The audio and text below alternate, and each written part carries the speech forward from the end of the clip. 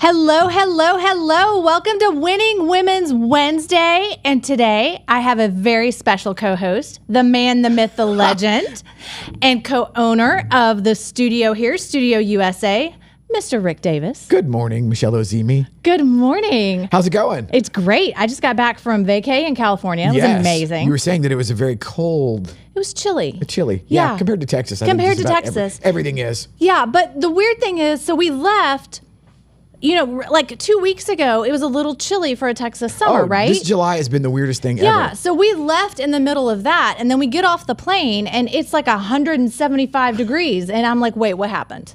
What happened? Right, and then summer kicked in. Yeah, summer kicked in, and it's just progressively gotten hotter. The good news is I have finally sent my oldest daughter back to New York, so it's just me, Alan, and Gracie. Now, when does she go off to Purdue? August 13th, baby. Oh, I am counting down the days. You get like one of them advent calendars or whatever. Isn't that the thing where it's like the gimmick where you get like a candy every day or whatever? Yes, and I am so excited. Like, I could hardly contain myself. She was like, "You're gonna miss me," and I'm like, "I can't wait to find out." Yeah, you're like, we're gonna find posted. out. Yeah, keep you posted. Yeah, I'm pretty pumped. Now, what's gonna be the real struggle? And I think we're kind of avoiding this. So she's my size. And we like Tall, the same thin. stuff. Tall, thin. Yeah, so she was there at your installation. Yeah. Yes. So same shoe size. And she's wearing heels. Oh my gosh. I know. She's like 6'4" when she wears heels. But there's going to have to be a separation of the closet. Oh. And that could go into mediation, I feel like, because there's just some things that we both really like. And it could get ugly. Oh, okay. So it's like the Venn diagram of shared outfits. Okay. Yes. Gotcha. So it'll be interesting. I have never had that problem. It'll be interesting to see how that goes. Well, I didn't have that problem with my oldest daughter because we're not the same size. And then, of course, Lucas. Yeah. But now she and I, like, we've bought things and said, okay, will you wear this? Yeah, I'll wear this. And now it's like, wait, but okay. I want this. So that dictated the purchase. Yeah, exactly. Right on. Exactly. So we'll see how it goes. Okay. Yeah. But well, it's going to be fun. As folks might notice, there is no Ashley. There's today. not. There's not. And I miss her. We have 100% less Ashley. We do. Today. We do. But and where is Ashley? She is quite busy. She is currently overseeing the she is riding herd or riding shotgun, or she is in the car. Visual. Yeah, yes, the she visual. Is in the car. She's making things happen. Yes, as the largest merger in North Texas real estate history is getting the final vote today. Yes. And thankfully I just got the email letting me know that, hey, just because you effed up and didn't register, or it was not that it was hinky, but it was like, hey, 10 o'clock, voting starts at 10 at CCAR. So I had the, thought process, and I just in the back of my mind, okay, just be there at 10. Yeah. Well, then Ashley, because she's in DEFCON 4, is texting me, at the crack of dawn this morning, hey, just making sure you register, blah, blah, blah. I'm like, what? And so I go to register, and then I guess because of the merger, so Netris makes you redo your. It was like, oh, that's the thing. That was the thing today. Like the password reset. Yeah, redo, that had nothing to do with the merger. That was just a little thing that popped up yesterday, and we'll all need to reset our passwords while we're in the middle of something where we don't have time. Yeah. Well, yeah. Like say for example, registering to vote for the merger. Yes. So anyhow, poor timing. The awesome Jonna Fernandez at CCAR emailed me and said, no worries, just show up at 10. You can vote. Awesome. So there's that. So if you're listening and you haven't voted and you're a CCAR member, you can catch the replay of this episode. Jump in your car and get over there and vote. Yes, it's important. Vote. It's go important. Vote. Yeah. Yes. So as we like to say in the 80s, rock the vote. Yes, rock the vote. I threw that out there the other night, and then I loved it. Yeah, and you just reminded me, like, yes. Oh yeah, that probably. Yes. No, you know what? I bet that I do remember MTV in the 90s. Was it the 90s? Yeah. Okay. So I'm at least probably within a 30-year window. Okay. Oh my gosh, 30-year window. Good Lord. Yeah. Right. Oh. So I've got you here today. Yes. You are all things media platforms. Smoke and mirrors. Yes, but the smoke and mirrors make us look great. Oh, well, that is the intent. Yeah, and they amplify our business. So let's talk about it.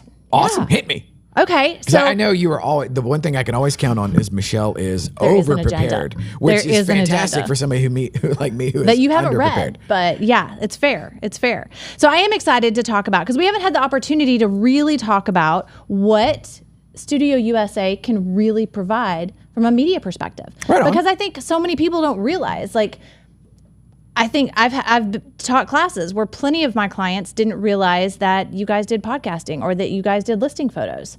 So kind of give us a quick rundown of the gamut. Well, and it's an interesting blend of, so like Tanner and I now, we go somewhere and it's a function, it's an event, it's a, some sort of networking situation. And all throughout the room, it's like, oh my God, you guys are everywhere. Yeah. So the idea of visibility is a no-brainer. So everybody knows that. Yeah. And then it becomes a matter of like, okay, well, let's drill down on that. And for us, visibility is all we really need, in order to have like the conversation be started or whatever. Because if you really are a content creator or digital creator or whatever you want to call it, well, you need content. Yes, but that's the thing, and I think that's where realtors get confused. I saw a very interesting. It was actually a coaching webinar I was watching, but we as realtors don't need to be content creators. Right. We need to have content, and that's where you come in. Yes. Well, and I will say, for anybody out there doing it yourself, and if you love doing it, so there's a mix. Yeah. Or there's a difference between I do it because I have to, or I do it because I love it and I would do it anyhow. And if your brand and your personality and all of that comes together in that perfect blend. Yeah. Along with I like doing the content, well then cool. You can be on your own. And so like Lacey and Courtney, who came in and did the show with Ashley a couple weeks ago. Yeah, the two of them, like they could not be more diametrically opposed as far as stylistically. Yeah. And their approach, but they are both 100% natural, 100% authentic, and none of their stuff looks like they're trying. Yeah. Which is one of those things where some people just have that. Yeah. You know what I mean? And for those two, I mean, it doesn't matter. I don't give a shit what they would be, selling or what industry they would be in. They would be amazing. Yes. That just is. Then for everybody else, the rest of us, most people hate how they look and how they sound. And they freak out with the idea of like, oh, what do I say? Or where do I look? What do I do? So Tanner and I, we've come up with a bunch of different things that essentially take the anxiety out. Yeah. Because once the anxiety is removed and the fear of just pulling the trigger is now set aside, odds are you're a subject matter expert on something. Absolutely. Absolutely. I've said my whole entire life because I've been in sales forever. All the way back to my early 20s at Guitar Center. That's where I started. And it was like, from Do you there, play the guitar? A couple. I can throw a couple chords together. Okay. But from there to IT sales, to tech sales, to project management, selling sheetrock, and to selling mortgages and all of the above, the easiest way to learn about something is to be forced to sell it. Yes. Yes. And so when you are in a situation where my ability to buy groceries depends on me being able to sell X, you're going to get pretty good. Right. And now, whether or not you are in love with X, that's a personal thing. Sure. But let's, for the sake of argument, let's say that you actually enjoy X, whatever it is that you're selling. So in using real estate as the example, if there'd be two approaches. If you're brand new, well, then you just document the fact that you're brand new. Yeah. And hey, come on my learning journey with me as we become a real estate agent. Or if you're a seasoned agent and a veteran, well, now we're going to presuppose that you know what you're talking about and that you're actually good at it. Yeah.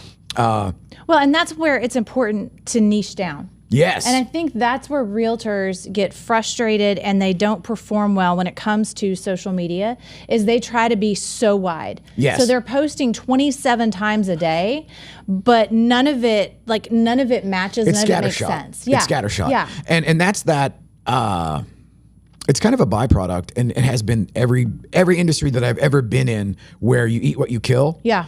You end up, it's human nature 101. You take a deal, so you have a deal. Yeah. And it might turn out to be that is a shitty deal. Yeah. And so you are literally spending all your time and energy helping some transaction that it really doesn't need to take place. Yeah. Limp over the finish line.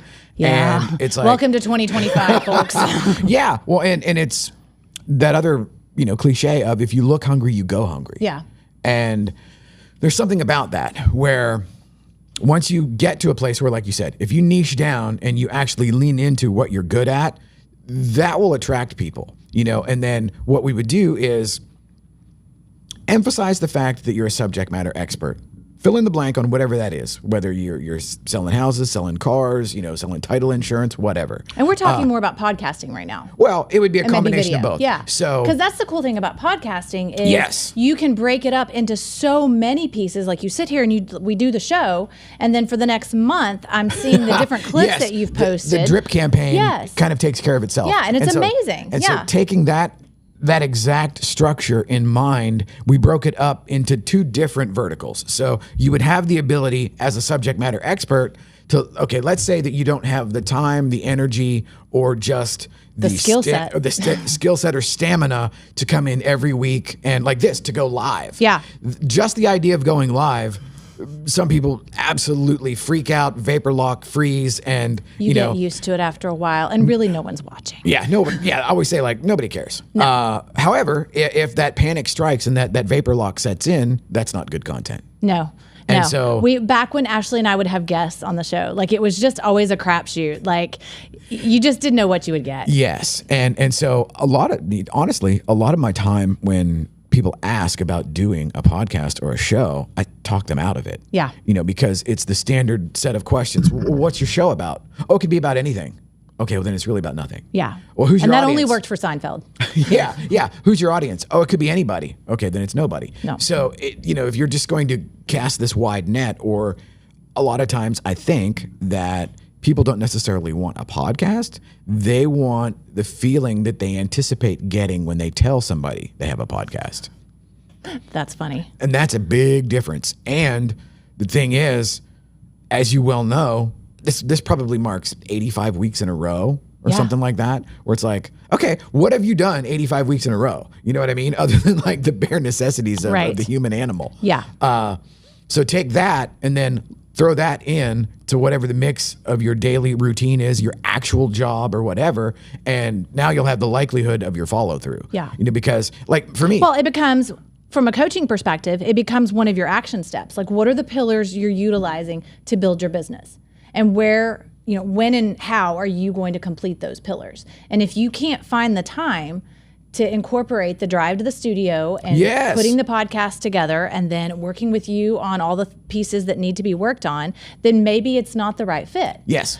And if you don't know your audience, that's the big piece, is if you're going to do a podcast, especially from a real estate perspective, you need to know who your market is, because you want to become a subject matter expert that's reaching out to your actual market. You can't, especially in today's real estate society, you can't cast a wide net. No. Like it's kind of like you can't farm 50,000 houses. Well, and one it's time. that thing about taking a deal just so you have a deal. Yeah. Like the idea of like, hey, I live in McKinney. I got a listing in Burleson. It's like, oh, great. Good luck with that, 2 hour and 15-minute commute and all those showings. Yes. Let's go ahead and prorate that Yes. as far as your time and energy. No, you're exactly right. And to that, on the podcasting side, so we came up with it's the same but different approach, where assuming that you are a subject matter expert, but you might not have even just the bandwidth to do a weekly show or a Yeah. bi-weekly show. And the thing is, if you can't do it on a regular basis, don't do it. Because going back to like the early days of the internet, was there anything worse than somebody like, oh, look at my blog? And then it's like, it hasn't been updated for 18 3 months. years. Yeah, 3 years. You're like, well, you're prolific. Yes. Yes. Stephen King has nothing to worry about.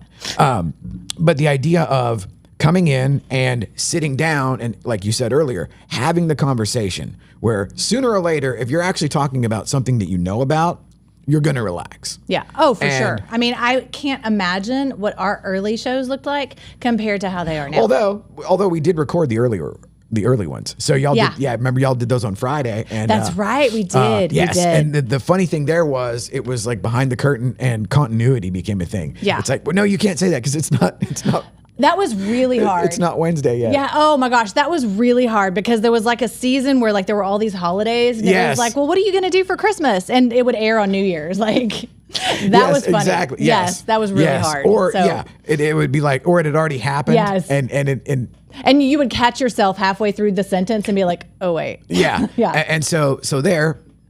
Pro tip. Live is better. Yeah, live is better. And pro tip: don't shoehorn yourself into a corner with a day.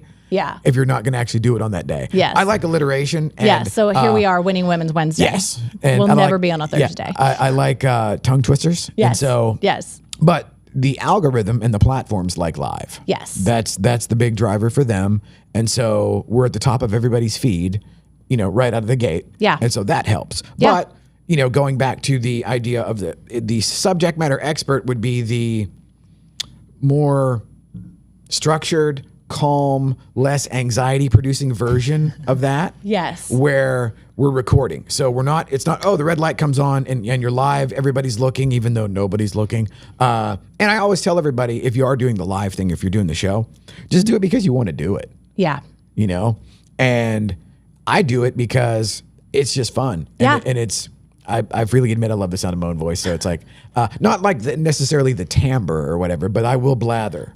And it is fun to go back and watch them. Oh, well, and what's great is now that, shout out to Austin over there, now that Great Austin job has on the color. Oh my gosh. it's dialed in the it's like... I don't have a hole in my head anymore. Yes, Dear and Lord. if you look back at the earlier ones with me and Wayne, it'll be Wayne by himself, and then I come hauling ass in from stage left because I had to turn everything on. Somebody had to start. Yeah, push the start I had button. to actually fire everything up, set everything up, and it looks like it, But there again, I would say suiting up and showing up is 80% of the actual struggle, and so we get full marks for doing it. Yes. We did that for over a year, where I would just run in and we would just make it up as we go, which for me is fun. Yeah. Like, in my world, that's fun, and that keeps me involved, and that keeps me entertained.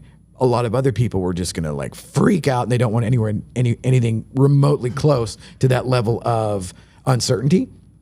And so for those folks, we would do for all intents and purposes, it's staged. Yeah. It's like what you're gonna talk about before you come in, right? And I can either sit with you on camera or off camera, and we're just gonna talk. Yeah. And then we're going to. Oh, if you say something or you get tongue twisted, cut. Okay, start over. Let me ask that again.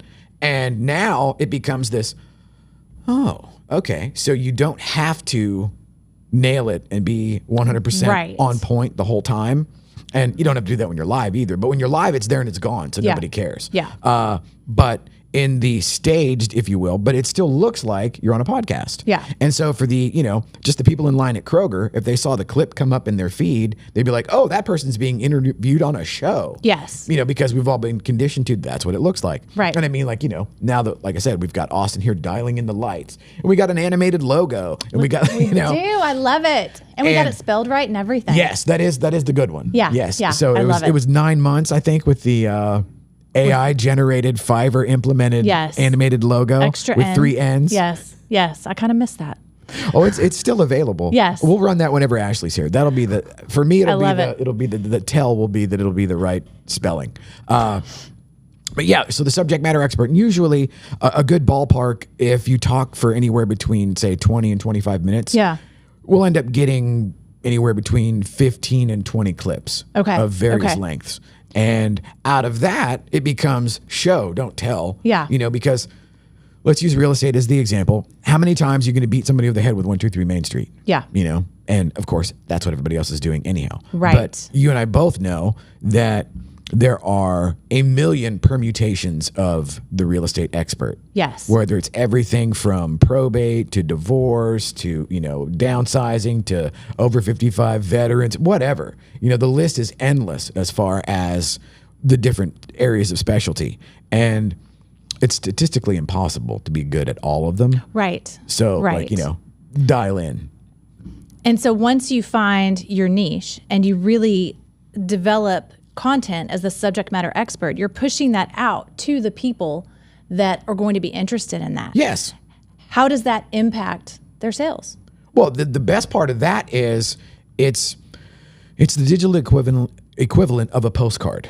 And unless you have postcards are fantastic. If you have the money to set it and forget it. Yeah. Because, I've lived in my condo in far north Dallas for 13 years, 14 years. Okay. And there's a couple of gals where I could have built like a little shed out of the amount of postcards that they've sent me over 14 years. Wow. But the thing is, clockwork. Yeah. And the other thing, when I'm driving through my neck of the woods over there off of Timber Glen, her sign is in the yard. You see her sign, you pay attention. Yes. Well, and 20% of the signs, hers, 100%. Because she's been consistent. Yeah. And she probably does other avenues of media marketing as well. And that's the key. The consistency is if you know, and now, okay, I will say this. I don't check the mail very often. Amen. But when I do, there are a bunch of her postcards in there.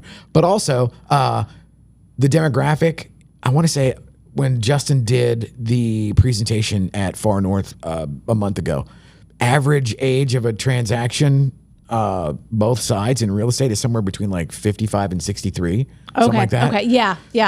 Most of those people are checking their mail. Yes. You know, so there is value there, and that's still a valuable thing. Now, let's go into the digital world where everybody lives. Okay. So the idea of the postcard is still applicable, but now it's a different flavor. Yeah. So instead of, I'm sending you a thing just to remind you I'm in your neck of the woods, I'm putting stuff out there based on the topics that I'm an expert in. And the more that I get that out there, and here's another thing. Nobody knows who you are, advertise more. Pure and simple. You don't have a problem with marketing. You have a problem with visibility. Visibility and follow-up. Yeah. Because what I think tends to happen is they do a one and done and they didn't get 10 listings out of it, but they didn't follow up in any way.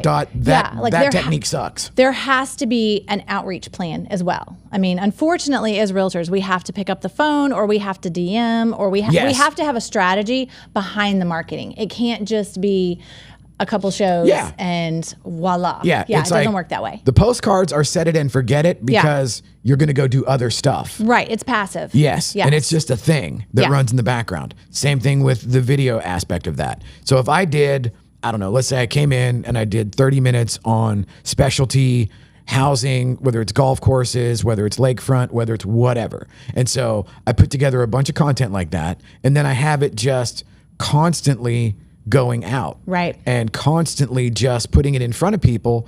And if it's interesting and you know what you're talking about, people will notice. Yes. And the odds of somebody seeing Realtor X one time and calling them and actually having them list their house are zero. Statistically zero. Yeah. However, if, just like the postcard, if you send me 150 postcards over 10 years, I'm seeing you, pretty often. And the idea that your odds of increasing your visibility that way and getting in front of somebody the minute that they need you, one time, next to nothing. Yeah. Repeatedly, okay, now they know who you are and they'll figure out what you do. And if you plan your marketing strategy correctly and you take the right action steps and you're consistent, it's going to be coming in on a regular basis. Yes. Because you're right. Like, you have to keep doing the things. And that's what we talk about in coaching is, again, what are the pillars you're utilizing? But then what is your follow-up plan for each of those? Because there's no marketing strategy where you can just set it and forget it and do nothing. Even with the postcards, you're sending those out. It's very passive. But do you have a QR code? Are you following up in any way, shape, or form for the people who scan it? And you have to follow up. And you can do that on social media. The follow-up is the X factor that, speaking from my own experience, so like way back in the day, Guitar Center in the early 90s was straight commission. You had a minimum wage draw, and then you sold, and then you paid the drawback, and then you got commission over and above that. And okay, so this was like back in the Stone Age. So after we were done making fire with sticks, we would have 3x5 cards that if you came in and you said, I'm looking for a used black Les Paul, I put your name, your phone number, all of that in my little card file. And then the idea is if I'm building a rapport with you and I have my 1 through 31 file, that day, if it's day 13, okay, day 13, who am I supposed to call? Somebody I hadn't talked to since the 13th of last month. Okay. So 23-year-old me, perpetually stoned and just whatever, was not into that at all. Right. Now, luckily, I'm totally full of shit and really good on the sales floor. Yes. However, they have to come in in order to even have a shot at that. So the guys, and it used to like make me crazy, but it was like I just wasn't able to put the two things together. It's like they gave you their name and number, so they probably are okay with you calling. Right. I just couldn't pull the trigger. And there were guys that came in that they couldn't sell. I had a few off-color versions of that phrase. I appreciate you keeping it clean. Yes, so it's a family show. So they weren't very good on the sales floor. Let's put it that way. However, they kicked ass on that card file, and they were constantly in the top 5. And now my ego I always wanted to be in the top 3, and preferably on the daily, weekly, monthly. I wanted to be number 1 in all 3, because when I did that, whatever, validation. Right. Yes. External validation never goes out of style. No. But I learned I didn't learn. I saw back then what happens whenever somebody actually does that. And so fast forward 30 years later, and they may not be on an index card. Yes, probably but things not. Haven't changed. No. Like it's still the same process. That aspect of sales and human nature is no different now than it was then. Because if it took relationship building to sell a guitar, it certainly takes that times 10 to sell a house. Yes, absolutely. So I don't know why we as realtors have gotten so afraid of reaching out to clients. I think it's a post-COVID thing, like more and more and more, like we're so afraid to pick up the phone. Yeah. When really our clients do want to hear from us. I mean, they don't necessarily want to hear us call them, once a week and say, do you want to buy or sell a house today? But they do want the information that we have to give them. So when you talk about being a subject matter expert and the different clips and things that you're posting, I just saw a Facebook post about a neighborhood called Ventana, which is a big neighborhood in Arlington. Okay, if I live in Ventana and you're talking about what's going on in Ventana, the things that are coming up within the community, houses that are for sale, what they've sold for, I'm interested in hearing those things. Yes. And then when I get that relocation notice that we have to move to Washington, you're the person I'm thinking of. And that's how it works, people. We are here to be a source of information for our clients. And then when they need us, we're who they think of. Yeah. Repeat exposure. Yes. It's like you just want to be top of mind, because there's the old realtor jokes and cliches of, my cousin bought a house and didn't use me. So I actually read a statistic on that, and not so much a statistic, but the NAR numbers? Just some information saying more and more people aren't using their cousin. They're really going on to. Oh, that's good. Yeah. The trend. Because, the joke was always, my cousin knows I'm a realtor but didn't use me. Right. And it's like, well, have you actually proven that you are versus telling everybody? And that's kind of what the article was about, is that people are they're spending more time researching the realtor they choose because they now have an understanding, especially as sellers. Oh my God, yes. The value that post lawsuit. Of the work that's required, the knowledge that's required. So again, this is how you can share that information with the community that you serve. Well, and if you think about it just personally, if you've watched, let's say there's a handful of podcasts that I really like Modern Wisdom and Ed Milet and a handful of others. Love where it's Ed Milet. If I've got several hundred hours logged, I feel like I know that person. Yeah. So just take that into your little corner of the world, and the more content that you put out where it's actually you and you're not reading some, like the Gettysburg Address or whatever, and you're not pretending to be something you're not. No, you're just authentically sharing the information that you already have. Yes, because that's all you are now. I mean, we live in the data age. It's like any ding-dong with a phone can look up Zillow and a bunch of other bullshit. You have to be the arbiter of the information. So it's show, not tell. And the more that you can get your name, your face, your voice, your personality out there, the more that they are going to feel like they know you. Yeah. And that's actually, I learned that, probably like 10 or 12 years ago, in the sense of my business partner then, Carla, we had the development of the brownstones of Las Colinas. Yeah. And she sat in the model every Saturday and Sunday, like an 8-hour shift. Oh gosh. So it was like, okay. But what we did, I shot content of her in the office, and we just carpet bombed that everywhere. And I did YouTube pre-roll ads that would go on. So like if you were in the neighborhood and you had any kind of inkling or a cookie trail that would attach you to real estate, it popped up. She came up on the front of the YouTube. And then when people came in, they're like, oh my God, you're the girl in the video. See? Yeah. It's huge. Sold it's lots huge. And that of was condos. what, 12 years ago? Yes. So how much more is that making an impact now? That was so long ago that she was doing it like with a handheld microphone, like she was out in the hurricane. That's awesome. Yes. But like it worked like a charm back then, and now it's orders of magnitude more advanced as far as the audience goes.